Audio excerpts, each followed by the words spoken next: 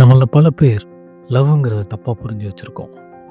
வயித்துல butterflies பறக்கணும், hearts படபடன்னு அடிக்கணும், தூக்கம் வரக்கூடாது. இதுதான் காதல்னு நம்ம நினைக்கிறோம். ஆனால் சைக்காலஜி என்ன சொல்லுது தெரியுமா?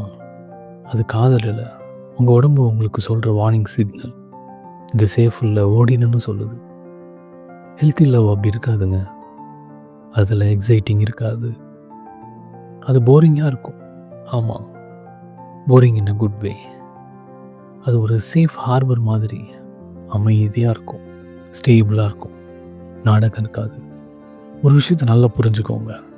You cannot change the people, you can only love தம். அவங்க மாறணும்னு முடிவு பண்ணால் மட்டும்தான் மாறுவாங்க. நீங்கள் ஒருத்தவங்களை ரிப்பேர் பண்ண ட்ரை பண்ணிங்கன்னா நீங்கள் அவங்களுக்கு பார்ட்னர் கிடையாது, நீங்கள் அவங்களுக்கு ஒரு project manager. And guess what? Projects eventually ends. உங்கள் எனர்ஜி அவங்க மேலே போடாதீங்க, அதை உங்கள் மேலேயே வச்சுக்கோங்க. Don't be a beggar of the love, be a donor of the love. எந்த ரிலேஷன்ஷிப்பும் 100% பர்ஃபெக்ட் கிடையாதுங்க. இங்கே தான் 80-20 ரூல்ஸ் வருது. உங்கள் பார்ட்னர்கிட்டேருந்து உங்களுக்கு 80 விஷயம் பிடிச்ச மாதிரி இருக்குதா, ரெஸ்பெக்ட் பண்ணுங்கள். மீதி 20% குறைகள் இருக்க தான் செய்யும். எங்கேயுமே சின்ன சின்ன சண்டை, பழக்க வழக்கம் எல்லாமே இருக்க தான் செய்யும். ஆனால் நிறைய பேர் என்ன பண்ணுறாங்க, அந்த மிஸ் ஆன 20% வெளியே தேட போகிறாங்க. கடைசியில் அந்த 20% கிடைக்கும், ஆனால் கையில் இருந்த 80% போயிடுங்க. Cross is not greener on other side, grass is greener where you water it.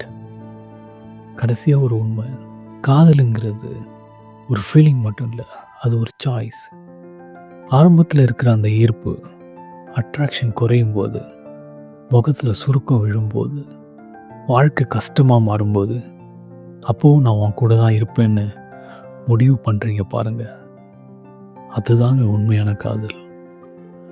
It's not about finding the perfect person, it's about seeing the imperfect person perfectly.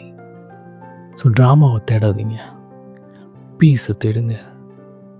ஏன்னா கடைசியில் peace is the highest form of love.